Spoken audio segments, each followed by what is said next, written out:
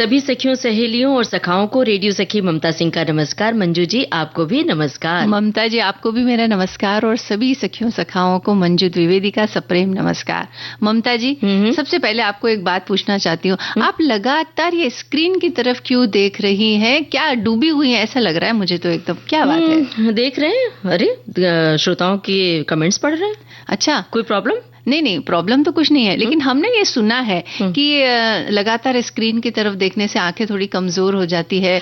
अब मंजू जी, ये सब नसीहत आप छोटे बच्चों को दिया करिए। ये नसीहत क्यों सखी सहेली के मंच पे देना आखिर? अच्छा, कि अभी हम श्रोताओं की टिप्पणियां पढ़ेंगे तो हमारे चश्मे का पावर बढ़ जाएगा, आंखों की ज्योति कम हो जाएगी। ये सब नसीहत हम बच्चों को देते हैं। ममता जी, जब आप बड़ी होकर के आप मेरी बात नहीं सुन रही तो बच्चों को क्या नसीहत दें? क्या बच्चे सुनेंगे हमारी बात? हम यही तो सुनना चाहते थे। हाँ? कि दरअसल हम जानना चाहते थे कि देखिए आपके अंदर कैसे आक्रोश होता है, मतलब इस बात से कैसा लगता है आपको। सच बात तो ये है कि बड़ों को जरूरत है नसीहत देने की, बच्चों को नहीं। बच्चे तो वही करते हैं जो बड़े करते हैं। हाँ। तो बड़े हमेशा अपने मोबाइल में अगर डूबे रहेंगे, स्क्रीन के सामने बैठे रहेंगे, तो हम बच्चों को क्या शिक्षा देंगे? तो दरअसल आज पूरी की पूरी पीढ़ी, पूरी की पूरी जनरेशन, चाहे वो बच्चे हों चाहे बड़े हों, ज्यादातर हमने देखा माता पिता को, वो अपने मोबाइल में लगे रहते हैं। माता मतलब पति पत्नी है तो एक कमरे के कोने में पति बैठा है, दूसरे कोने में पत्नी, अंदर कमरे में उनके माता पिता, सास ससुर और बच्चे अलग कमरे में। तो सब लोग अलग अलग कमरों में अपने अपने मोबाइल या स्क्रीन के सामने, लैपटॉप या कंप्यूटर पर। तो बात यह है कि सभी की पसंद भी तो अलग अलग होती है ना, सभी के काम भी अलग अलग होते हैं। तो उन्हें लगता है कि भाई हम अपना काम करें, हम दूसरे की स्क्रीन की तरफ क्यों देखें? उसके इंटरेस्ट की चीज वो देख रहा है, तो हमें अपने इंटरेस्ट की चीज देखनी है और हमें अपना काम करना है। लेकिन कुल मिलाकर बात ये हो जाती है कि हमारा बहुत सारा समय जो है स्क्रीन के सामने निकलने लग गया है, तो उसकी वजह से आंखें कमजोर हो रही है। तो उसके लिए क्या करना है? हमें थोड़ा खान पान का ध्यान रखना है। हाँ बिल्कुल, वो तो है। लेकिन इतना ज्यादा जो स्क्रीन के सामने बैठते हैं उसके सामने खान पान भी कुछ असर करने वाला नहीं है। लेकिन फिर भी हमारी जिम्मेदारी बनती है कि हम याद दिलाते रहें कि भाई आप फास्ट फूड खाने की बजाय पौष्टिक खाना खाएं। और बच्चों को तो ये हम कहते ही हैं और बड़ों से भी ये कहते हैं। आजकल तो बड़ों का भी स्वाद बदल गया है, उनको भी पिज्जा, बर्गर या चटपटे चाट पसंद आने लगे हैं। और आप भी तो एक दिन कह रही थी कि आपने घर में बढ़िया चाट बनाए थे, आलू की टिक्की बनाई थी। अभी हमें नसीहत दे रही थी और आप। नहीं बिल्कुल, ये तो देखिए मन का बहलना भी तो बहुत जरूरी होता है, जुबान का बहलना भी बहुत जरूरी होता है। शरीर के पोषण की जो बात है वो तो अपनी जगह है ही ठीक, लेकिन कभी कभी मन की बात भी सुननी पड़ती है। तो मन कहता है कि भाई कुछ चाट खाओ, पकौड़ी खाओ, चटपटा खाओ, तब खा लेते हैं। लेकिन याद दिलाने की बात जो आपने कही, तो हम याद तो दिलाते हैं कि आज विषय क्या है। तो याद दिलाइए फिर। बता देते हैं कि राष्ट्रीय ऊर्जा संरक्षण दिवस ये कल यानी कि 14 दिसंबर को मनाया जाता है। तो आज हम इसकी बात करेंगे।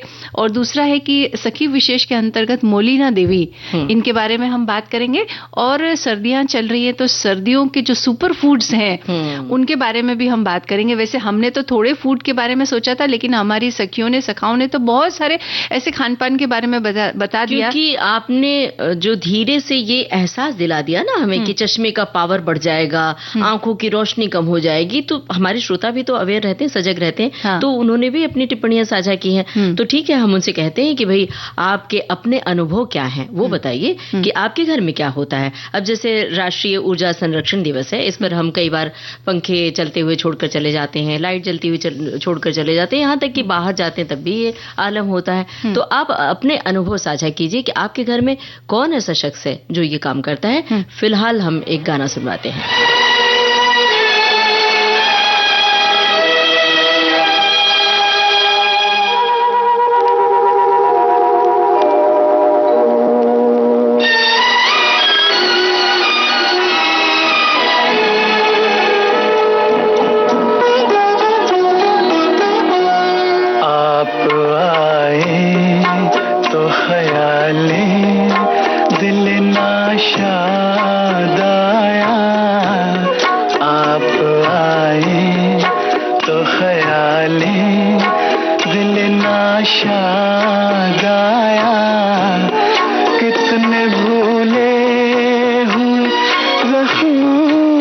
पता याद आया, आप आई तो ख्याली दिल नाशाद आया, आप आए।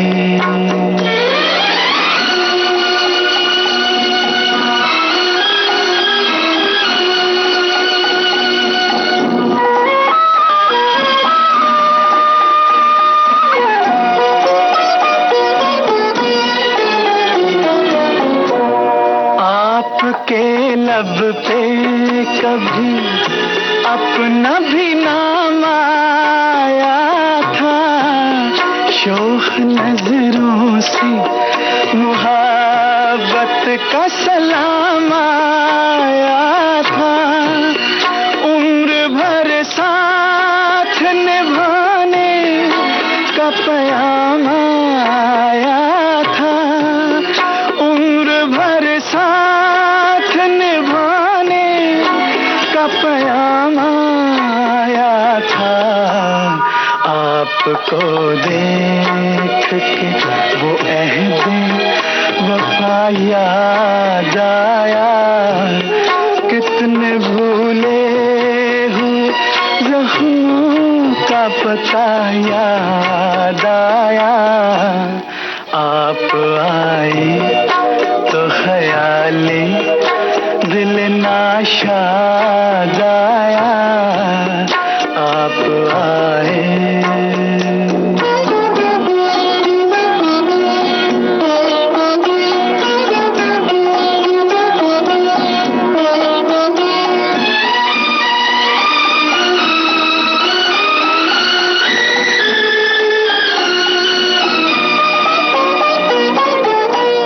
रूह में जल उठे बुझती हुई यादों के दिए, कैसे दीवाने थे हम आपको पाने के लिए, यूं तो कुछ कम नहीं जो आपने एहसान किए, यूं तो कुछ कम नहीं जो आपने एहसान किए, पर जो मांगे से न पाया वो सिला याद आया, कितने भूले हुए ज़ख्मों का पता याद आया, आप आए तो ख्याली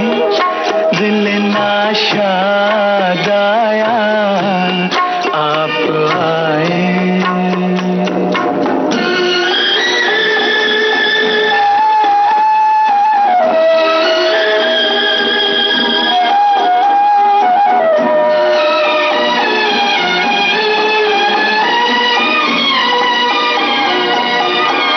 आज वो बात नहीं, फिर भी कोई बात तो है, मेरे हिस्से में ये हल्की सी मुलाकात तो है, गैर का हो के भी ये हुस्न मेरे साथ तो है, गैर का हो के भी ये हुस्न मेरे साथ तो है। हाय किस वक्त मुझे कब का गिला याद आया, कितने भूले हुए ज़ख्मों का पता याद आया, आप आए तो ख्याली दिल नाशाद आया, आप आए। और हमें तो याद आया मंजू जी कि कल 14 दिसंबर है, आज 13 दिसंबर है, तो जाहिर है कि कल 14 दिसंबर होगी और कल के दिन को विशेष दिन के रूप में मनाया जाता है। ये दिन प्रत्येक वर्ष 14 दिसंबर को ऊर्जा खपत के महत्व और हमारे दैनिक जीवन में इसके उपयोग के लिए मनाया जाता है, यानी कि राष्ट्रीय ऊर्जा संरक्षण दिवस के रूप में। बिल्कुल। ऊर्जा दक्षता और संरक्षण के महत्व के बारे में जन जागरूकता बढ़ाना भी इस दिन को मनाने का उद्देश्य होता है और साथ ही ऊर्जा का बुद्धिमानी और कुशलता से उपभोग करना आवश्यक है ताकि भविष्य की पीढ़ियों के लिए इसे संरक्षित किया जा सके। क्योंकि ये एक ऐसी चीज है ना, अगर हम इसका अधिक उपयोग करेंगे तो खत्म हो जाएगी ये, और इसके जो साधन है वो बहुत सीमित साधन है। तो इसके लिए हमें जैसे कि हमारे घर में कोई चीज होती है ना, चीज थोड़ी कम है और उसको इस्तेमाल करने वाले लोगों की संख्या ज्यादा है, तो हम क्या करते हैं, उसको थोड़ा थोड़ा इस्तेमाल करते हैं। लेकिन मंजू जी, कोई चीज अगर ज्यादा भी है और उसका उपयोग, उसका उपभोग जरूरत से ज्यादा करेंगे तो भी खत्म ही होना है। जैसे कि बिजली और जो हम बात करें ऊर्जा की, तो उसमें सबसे पहले बिजली, पंखे चलते हैं, तो हम एसी 4 कमरे हैं मान लीजिए, 5 कमरे हैं, तो हर कमरे में अलग अलग, एक कमरे में एसी है तो ठीक है, लेकिन कई कमरों वाले घरों में हर कमरे में अलग अलग एसी चल रहा है, अलग अलग टेलीविजन चल रहा है, अलग अलग पंखे चल रहे हैं, हर कमरे बंद हैं अपने अपने निजी जिंदगी में। तो अगर इसी तरह से इस्तेमाल किया जाता रहा तो एक दिन हम एकदम से बिजली विहीन हो जाएंगे। हाँ, अभी हम ये गाना सुन रहे थे ना, आप आए तो ख्याले दिले नाशाद आया, तो मुझे लगता है जब बिजली चली जाती है और उसके बाद जब बिजली आती है तो शायद तभी हमारे मन में यही ख्याल आता है कि आप आए तो बहारे दिले नाश। तो ऐसा न आए दिन ऐसा हमें सोचना ना पड़े, तो इसके लिए जरूरी है कि इन चीजों का हम किफायत से उपयोग करें। वैसे आपको इसके बारे में बता दें कि 1991 से यानी कि 1991 से इस दिन को यानी कि राष्ट्रीय ऊर्जा संरक्षण दिवस को मनाने की शुरुआत हुई है, और इस दिन का उद्देश्य ऊर्जा दक्षता और संरक्षण में राष्ट्र की उपलब्धियों को प्रदर्शित करना है। साथ ही जो उद्योग और प्रतिष्ठान ऊर्जा की खपत को कम करने के लिए विशेष प्रयास करते हैं, उन्हें पुरस्कार देकर इस दिन सम्मानित किया जाता है ताकि इन बातों को बढ़ावा दिया जा सके। बिल्कुल, और ऊर्जा संरक्षण की प्रक्रिया को बढ़ावा देने के लिए पूरे देश में चर्चाएं आयोजित की जाती हैं, सम्मेलन होते हैं, वाद विवाद होते हैं, कार्यशालाएं आयोजित की जाती हैं और तरह तरह की प्रतियोगिताएं भी आयोजित होती हैं। ऊर्जा संरक्षण से पर्यावरण पर जो तनाव पैदा होता है उसमें इससे कमी आएगी, क्योंकि लोग इसकी ओर सजग होंगे, सचेत होंगे, उनका ध्यान जाएगा। जो याद आने वाली बात कही, तो जब बिजली जाती है तो हम याद करते हैं कि अरे आज बिजली नहीं है, हमने थोड़ा बिजली का ज्यादा दोहन किया है। ये बातें हमें रोजमर्रा की जिंदगी में याद रखनी चाहिए, और इस समय हमें याद रखनी चाहिए कि ये वक्त है एक ब्रेक का।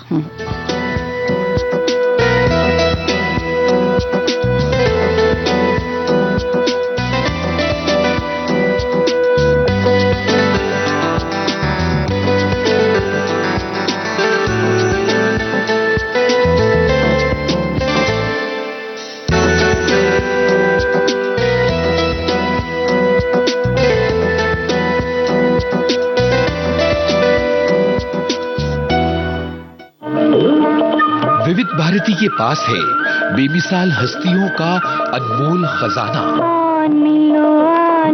शाम सवरे, जरा सुनिए कैसे बना ये गाना। जब मैं गांव के छोटे छोटे बच्चों के साथ धूल मिट्टी में खेला करता था। संगीतकार सचिन देव बर्मन। बहुत ही बूढ़ा किसान एक गीत गाया करता था। एक बूढ़े किसान का गीत मेरे दिल में घर करता गया। रंगीला रंगीला रंगीला रे रंगीला, आमर छड़िए रे बंधु कोई कोई गला रे बंधु, रंगीला रंगीला मिलो शाम सवरे। ऐसी बेमिसाल कहानियां आपको मिलेंगी सिर्फ विविध भारती पर। विविध भारती, आपका जीवन संगीत।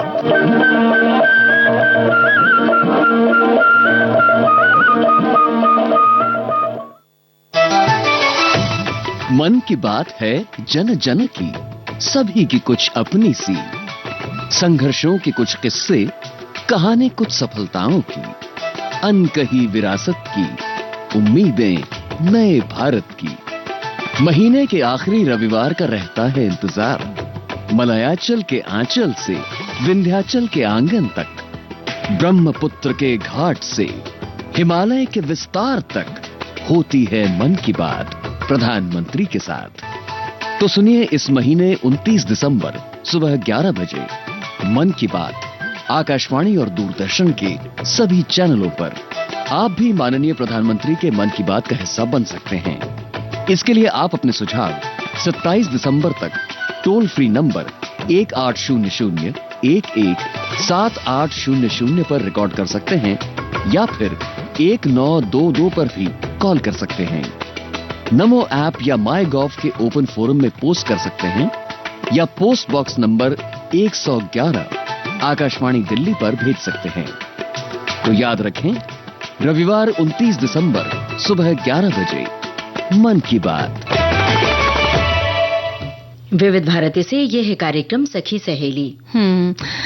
ऊर्जा संरक्षण की हम बात कर रहे थे। हमारे साथी भी बहुत सजग हैं और उन्होंने कई सारी बातें लिखी। एक हमारे साथी लिखते हैं कि विश्व ऊर्जा संरक्षण दिवस, ये दिवस ऊर्जा को संरक्षण करने के प्रति लोगों को जागरूक करने के लिए मनाया जाता है।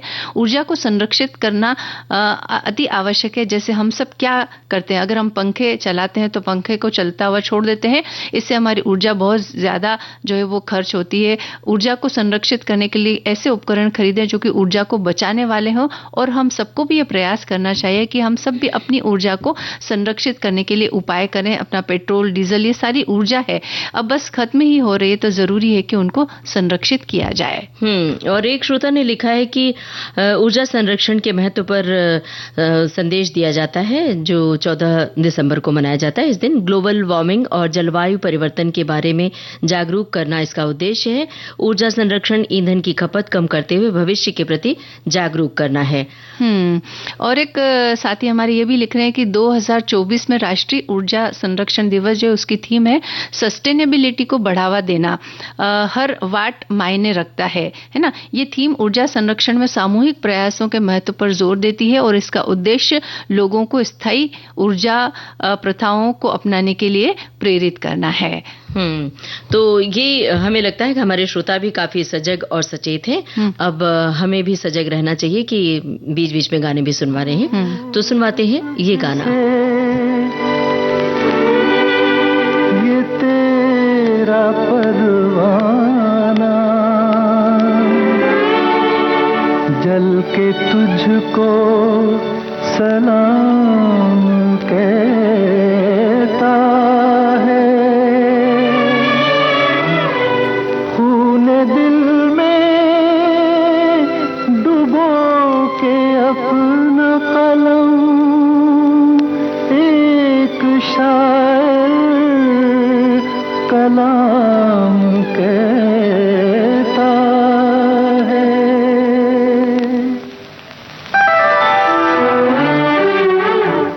मैं तेरी नजर का सुरूर हूँ, तुझे याद हो कि न याद हो, तेरे पास रह के भी दूर हूँ।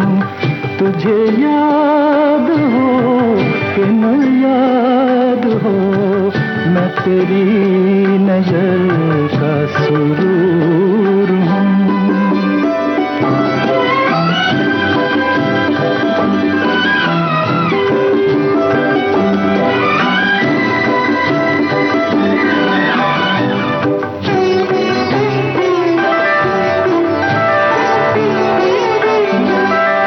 मुझे आँख से तो गिरा दिया, कहो दिल से भी क्या भुला दिया। मुझे आँख से तो गिरा दिया, कहो दिल से भी क्या भुला दिया। तेरी आशिकी का गुरूर हूँ, तुझे याद हो कि न याद हो, मैं तेरी नजर का सुरूर हूँ।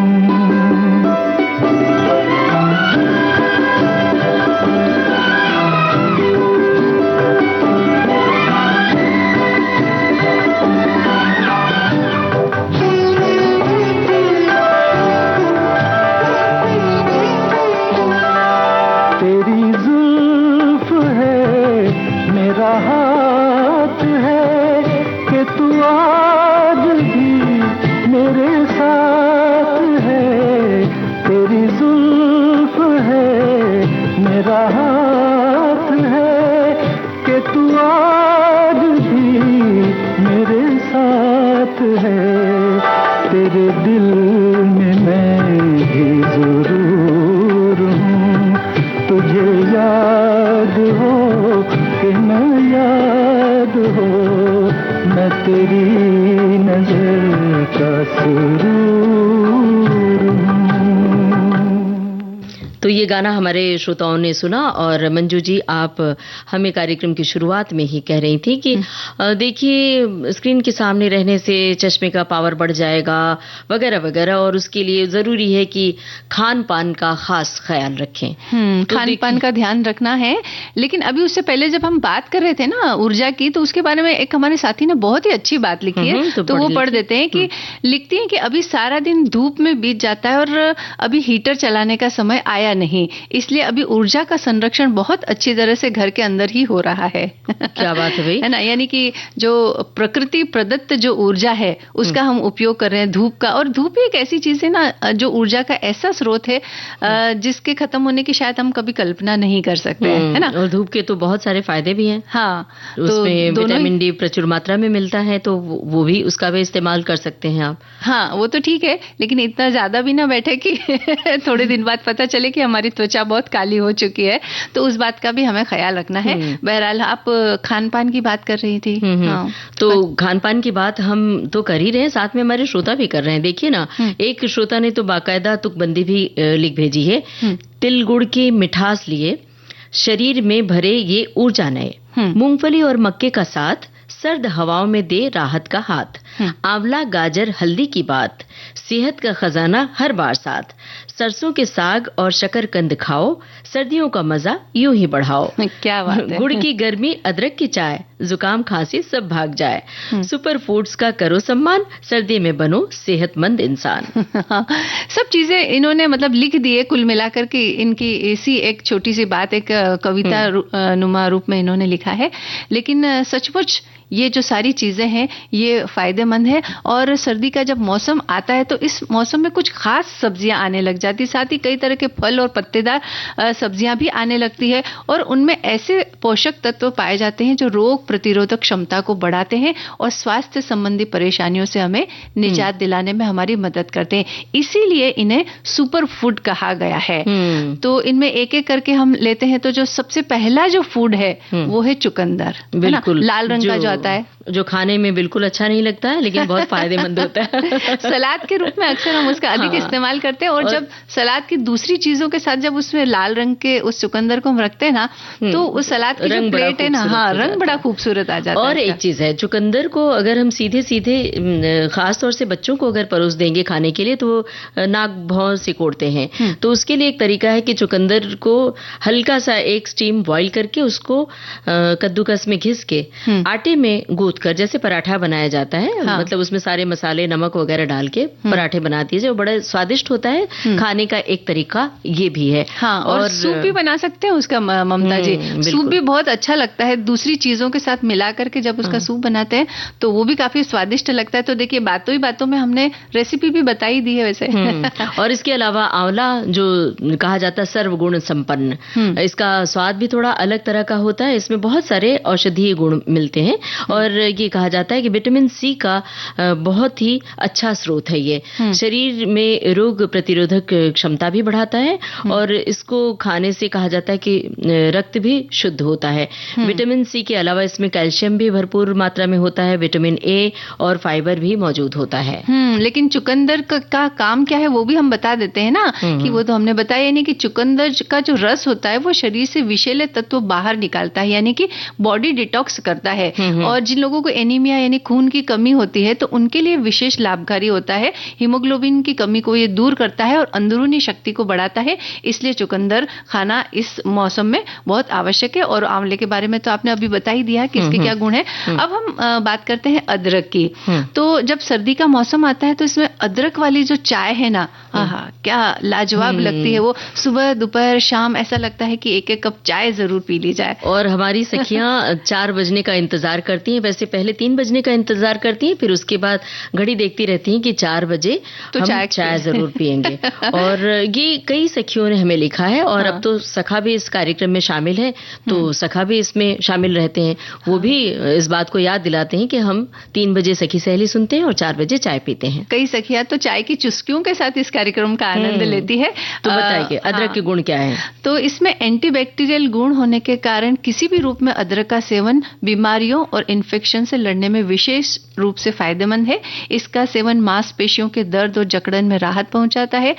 इसके एंटी इन्फ्लेमेटरी जो तत्व होते हैं वो रक्त वाहिनियों के कार्य को बाधित होने से बचाते हैं।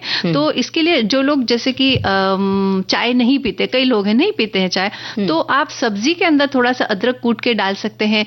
सूप बनाते हैं उसमें अदरक का जो फ्लेवर होता है वो बहुत टेस्टी लगता है। और नहीं तो आप अदरक को इस मौसम में थोड़ा सुखा कर रख सकते हैं और उसके बाद उसको कूट करके पीस लेते हैं, तो उसे उसका भी इस्तेमाल किया जाता है। तो बाद में भी जब आप सब्जी बनाते हैं ना, तो उसमें 1 या 2 चुटकी अगर ये सूखा हुआ जो अदरक सोंठ कहलाता है, हाँ, वो डाल देते हैं ना, तो उससे स्वाद तो बढ़ता ही है सब्जी का, लेकिन साथ साथ में उसके गुण भी हमें मिलते हैं। अदरक के रस को निचोड़कर शहद के साथ भी उसका इस्तेमाल किया जाता है। और देखिए ना, हमारी एक सखी हैं जिन्होंने इसी तरह की कुछ बात लिखी, देखते हैं क्या लिखा है। कड़ाके की ठंड में तन मन को गुनगुना करने के लिए जाड़े के दिनों के कुछ सुपर फूड हैं जो शरीर को गर्म रखते हैं। खान पान के इतिहासकारों का मानना है कि इन दिनों में गुड़, मक्का, बाजरा, बादाम, काजू, गुड़ मेथी की भाजी और जितनी भी फल सब्जियां इस मौसम में आती हैं उनको अपने खाने में जरूर शामिल करें। करीब 1 महीने बाद ठंड के दिनों में ही मकर संक्रांति का पर्व आता है, तो तिल और गुड़ को भी हमें अपने खाने में शामिल करना चाहिए। स्थानीय पसंद के अनुसार विविधता के साथ साथ हमें ये सूची ये भी याद दिलाती है कि पड़ोसियों के व्यंजन भी सहर्ष स्वीकार किए जाते हैं, क्योंकि हर घर खाने का कुछ अलग स्वाद होता है। हर प्रदेश का खान पान हमारी पहचान के साथ जुड़ा हुआ है। बिल्कुल, खान पान की बात चल रही, तो एक बात और यहाँ ये भी हम कहना चाहते हैं कि आप जिस क्षेत्र में रहते हैं, जिस एरिया में रहते हैं, वहाँ के जो स्टेपल फूड होते हैं उसमें विशेष तौर पर वो चीजें होती है जो वहाँ के वातावरण के लिए ज्यादा उपयोगी होती है। तो और बात करेंगे हम, लेकिन अभी वक्त है एक अंतराल का।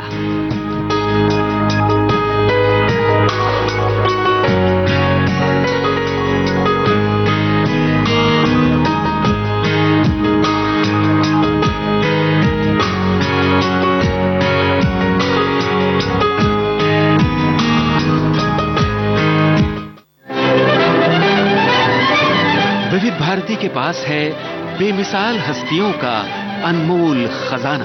कहानी के किसी सीन की रिहर्सल चल रही थी, मैं भी टाइम पास करने के इरादे से खड़ा हो गया। जाने माने चरित्र अभिनेता जीवन, कैसे हुई थी अभिनय यात्रा की शुरुआत? डायरेक्टर ने आओ देखा ना ताओ मुझसे मुखातिब होकर बोले, अजी आप भी कुछ बोल दीजिए बरखुरदार। तो बस सिर्फ दिल बहलाने की गरज से मैं शुरू हो ही गया।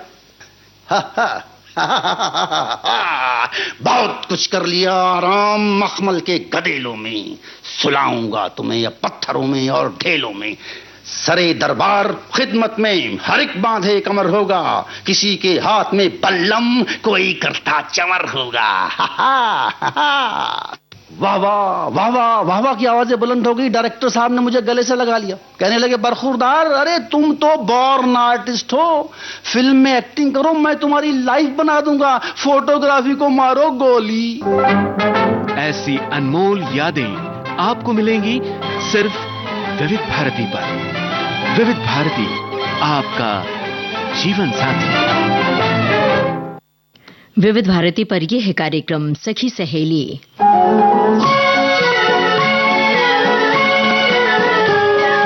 एक बेमिसाल कलाकार, मेरा जूता है जापानी, ये पतलून इंग्लिस्तानी, जिन्होंने रुपहले पर्दे पर कहीं आम आदमी की कहानियां। घर बार नहीं, संसार नहीं, मुझसे किसी को प्यार नहीं, मुझसे राज कपूर, मेरा नाम राजू, घराना आना। राज कपूर की जन्मशती पर हमारा विशेष फीचर। जाने कहाँ गए वो दिन।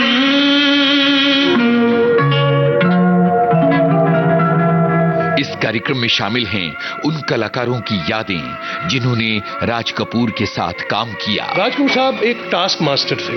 टास्क मास्टर यानी कि उन्हें काम से मतलब और काम निकालने में बहुत की माहिर थे। हमारा रिश्ता बाप बेटे का कभी सेट पे था ही नहीं। राज कपूर की जन्मशती पर हमारा विशेष फीचर। जाने कहां गए वो दिन, 14 दिसंबर शाम 4 बजे और 15 दिसंबर सुबह 10 बजे सिर्फ विविध भारती पर।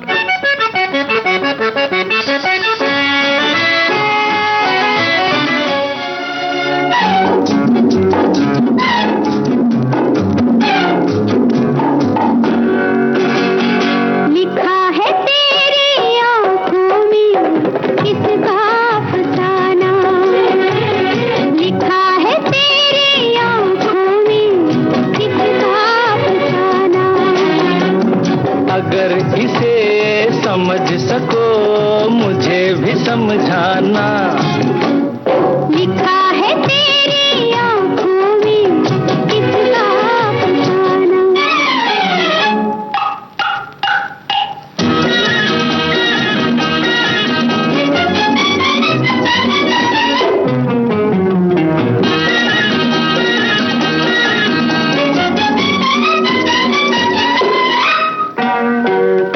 जवाब था किसी तमन्ना का, लिखा तो है मगर अधूरा सा। अरे जवाब था किसी तमन्ना का, लिखा तो है मगर अधूरा सा। कैसे न हो मेरी हर बात अधूरी, अभी हूँ आधा दीवाना। लिखा है तेरी आंखों में किसका अफसाना। अगर इसे समझ सको मुझे भी समझाना। लिखा है तेरी आंखों में किसका अफसाना।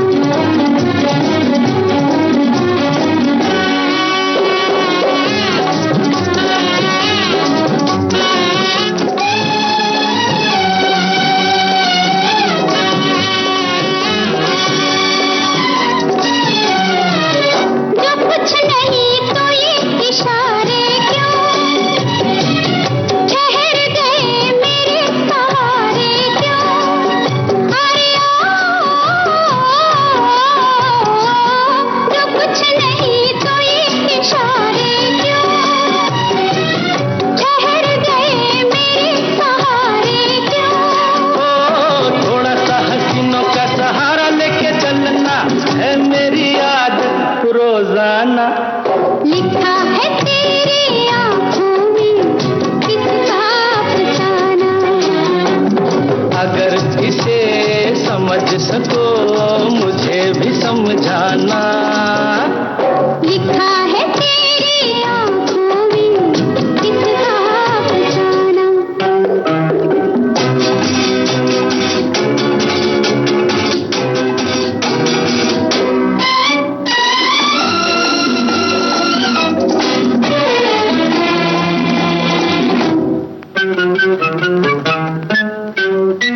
यहाँ वहाँ फिजा में आवारा,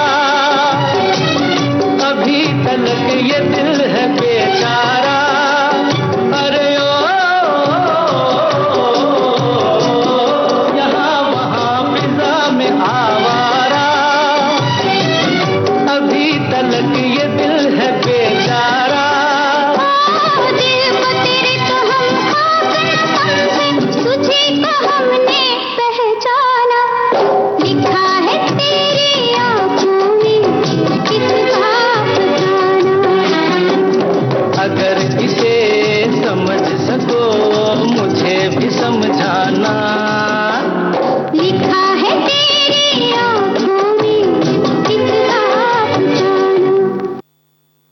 हाँ, तो ममता जी, हम खान पान की बात कर रहे थे। हमारे एक साथी ये बात लिख रहे हैं कि ABCD सूप पीजिए। अब ये ABCD क्या है? A यानी एप्पल, B यानी बीट, C यानी कैरेट और D यानी दालिम्ब। और इसमें काला नमक, अदरक, चाट मसाला, पानी डालकर मिक्सर से स्मूदी बनाइए और पीजिए। तो ये भी इन्होंने एक सुपर फूड की श्रेणी में रखा है। दूसरा, हमारे एक साथी ये भी लिख रहे हैं कि सर्दियों का मौसम स्वास्थ्य के लिए बहुत अच्छा है। खाने पीने की बहुत तरह की जो चीजें हैं वो मिलती है। फल सब्जियां कई बहुत वैरायटी में होती है। स्वास्थ्य बनाने का समय होता है। खाया पिया सब हजम हो जाता है।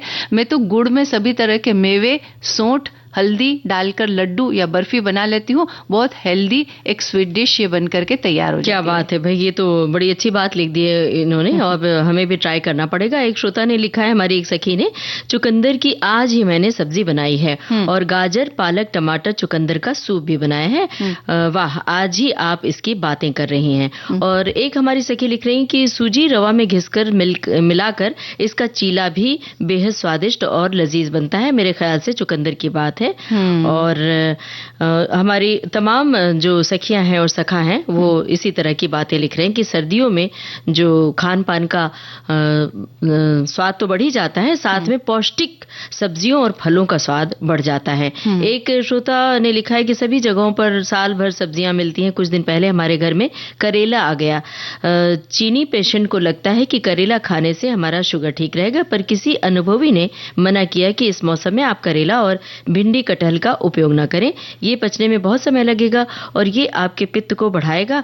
बाद में खाने वाले ने बताया कि बिल्कुल उन्होंने सही कहा, उन अनाजों के खाने के बाद मुझे कुछ दिक्कत हुई। तो मौसम में जो सब्जी फल उपलब्ध है उसी का प्रयोग करें। हाँ, ये तो सब बताते हैं कि क्या खाना है, लेकिन क्या नहीं खाना है ये कम लोग ही जानते हैं, बताते हैं। बहरहाल आज हम सर्दियों के सुपर फूड की बात कर रहे हैं, तो एक और सुपर फूड है शकरकंद।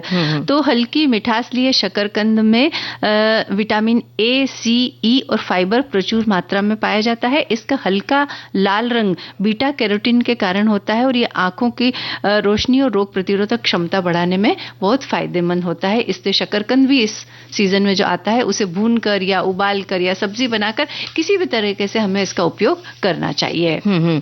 और एक है कच्ची हल्दी।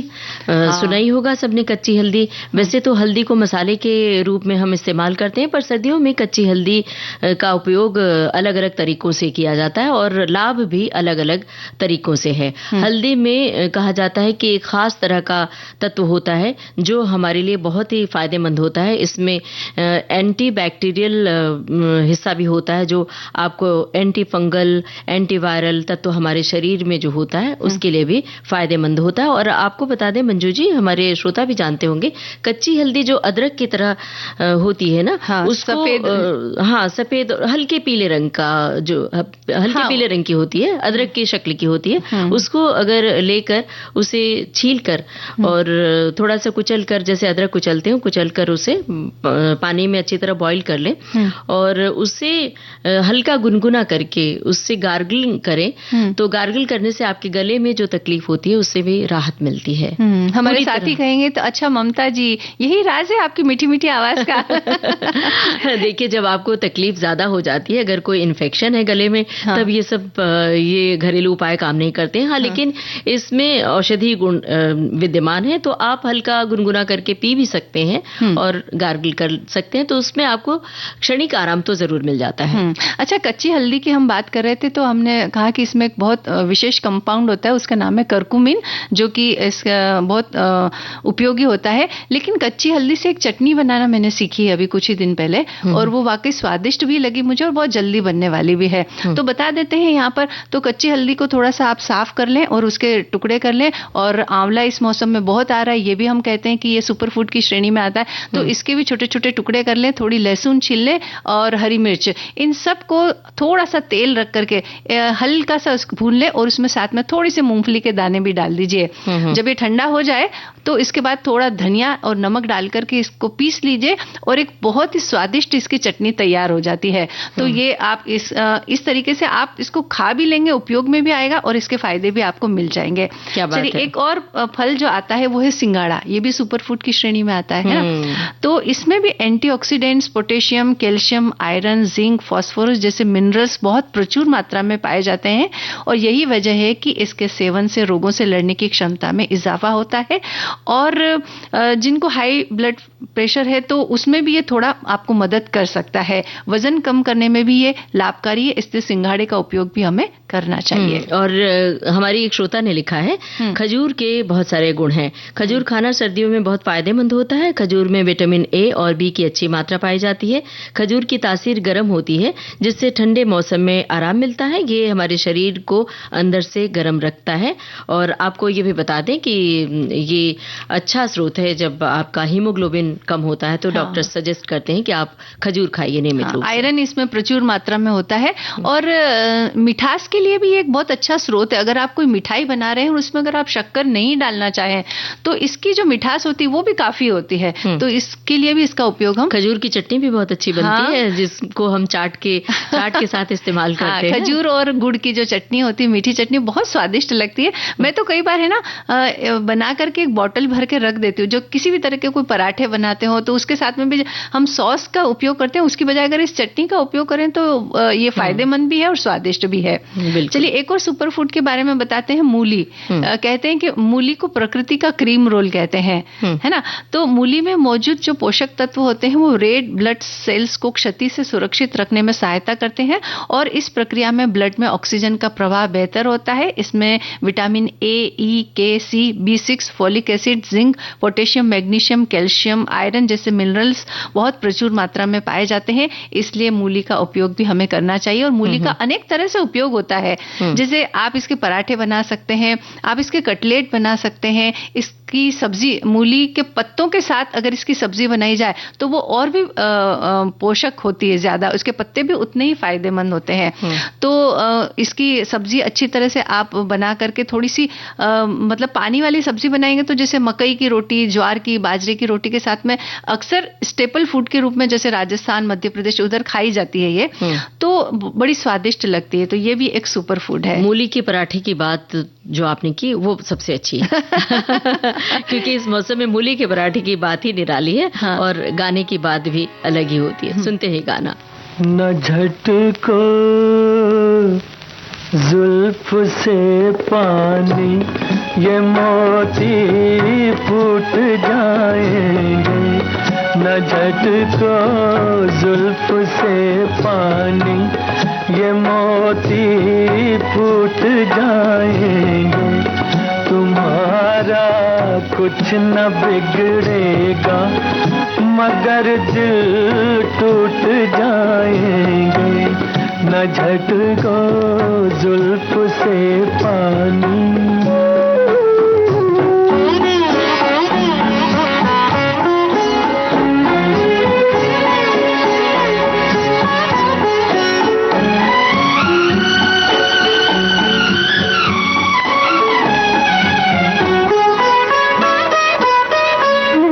ये भीगी रात, ये भीगा बदन, ये हुस्न का आलम।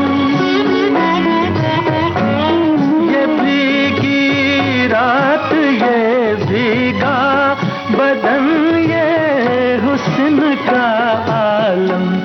ये सब अंदाज मिलकर दो जहां को लूट जाएंगे। न झटको जुल्फ से पानी।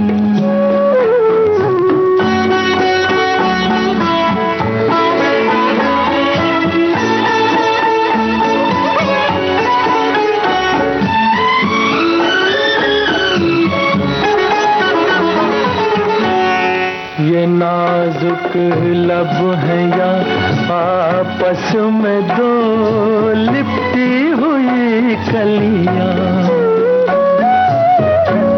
ये नाजुक लब है या आपस में दो लिपटी हुई कलियां। जरा इनको अलग कर दो, तरन्नुम फूट रुत जाएंगे, न झटको जुल्फ से पानी।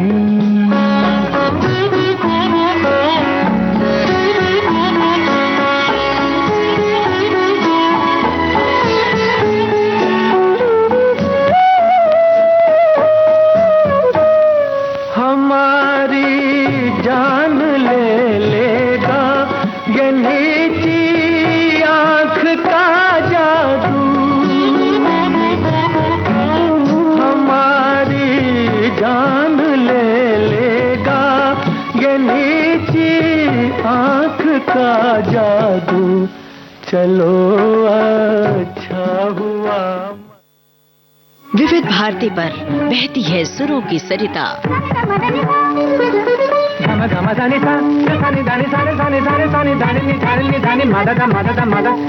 घोलती है आपके जीवन में शास्त्रीयता, बारीकियां रागों की,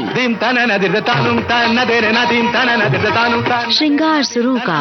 समय बीता, दौर बदले, कायम है संगीत की मधुर पाठशाला।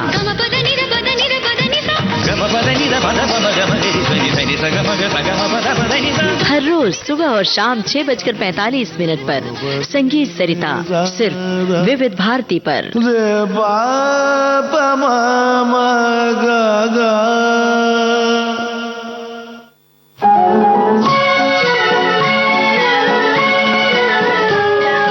एक बेमिसाल कलाकार, मेरा जूता है जापानी, ये पतलून इंग्लिस्तानी, जिन्होंने रुपहले पर्दे पर कहीं आम आदमी की कहानियां। घर बार नहीं, संसार नहीं, मुझसे किसी को प्यार नहीं, मुझसे। राज कपूर, मेरा नाम राजू, घराना आना। राज कपूर की जन्मशती पर हमारा विशेष फीचर। जाने कहाँ गए वो दिन,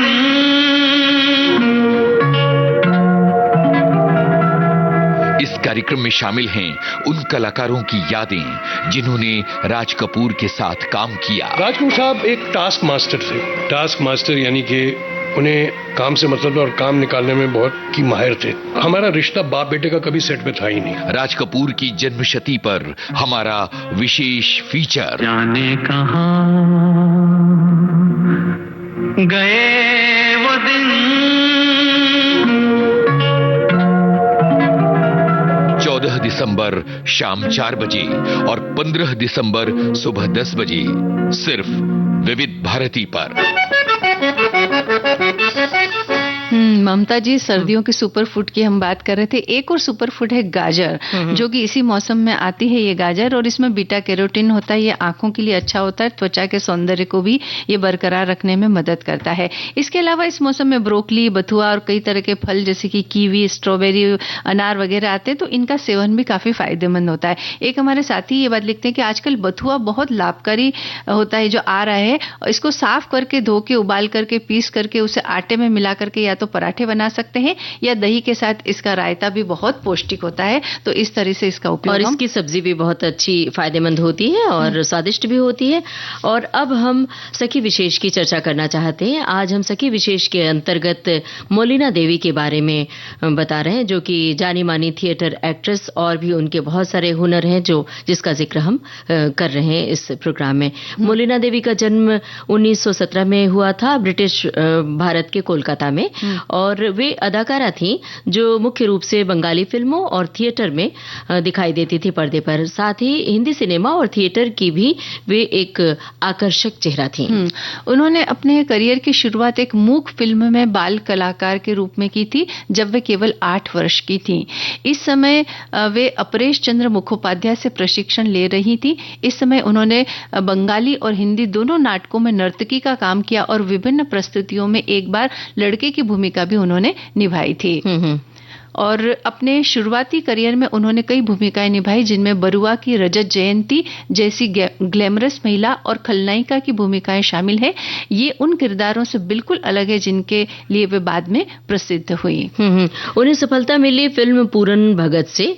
मौलिना देवी की सबसे बेहतरीन भूमिका थी रानी रश्मुनी की। उन्होंने 1948 में जुगत देवता नाटक में इस किरदार से शुरुआत की थी और उन्होंने फिल्म और थिएटर दोनों में ही अपनी खास अदाओं से लोगों को मोहित किया था और चमत्कृत किया था।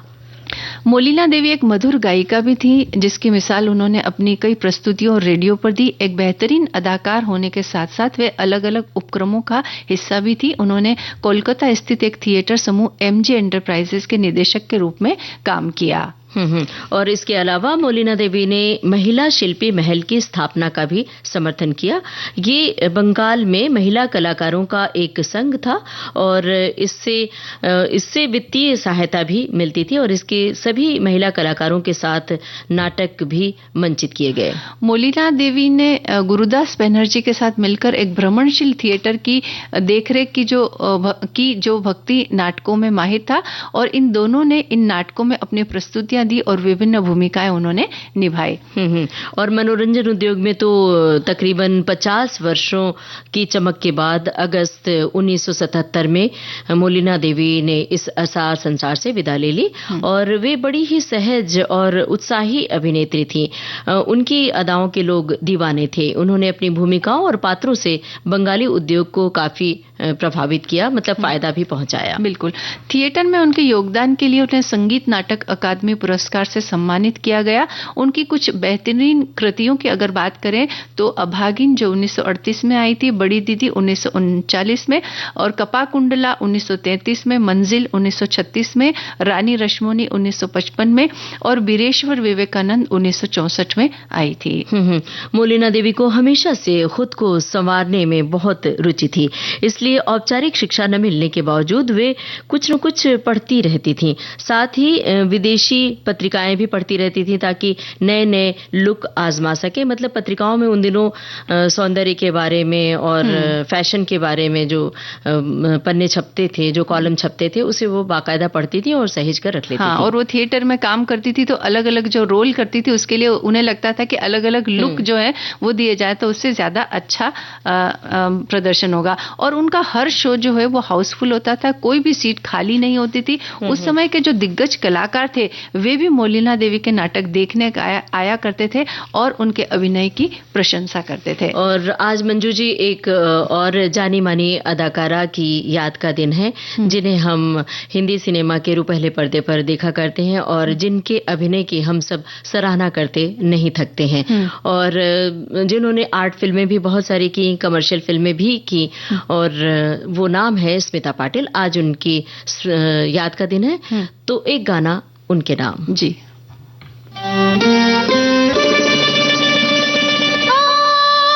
हमें बस ये पता है वो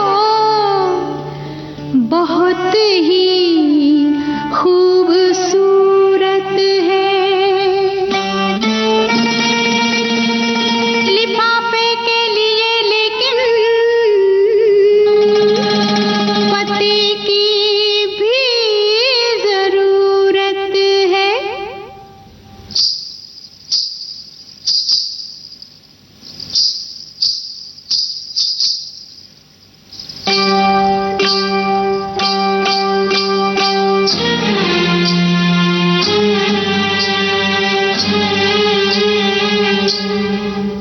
हमने सनम को खत लिखा,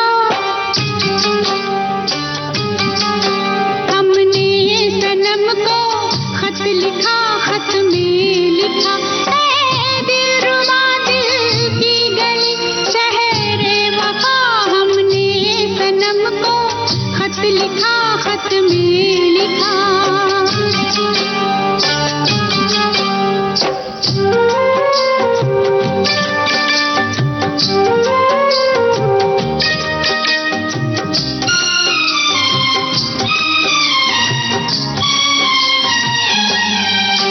पहुंचे ये खत जाने कहाँ, जाने बने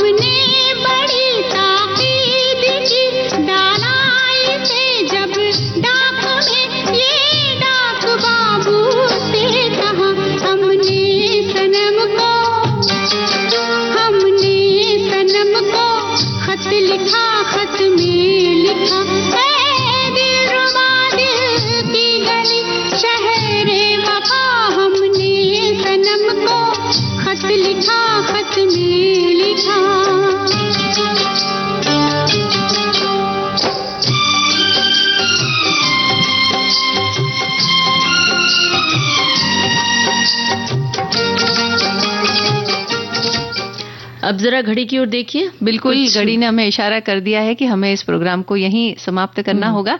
तो अब लेते हैं सखियों और सखाओं से इजाजत। आप सभी को ममता सिंह और मंजू द्विवेदी का नमस्कार।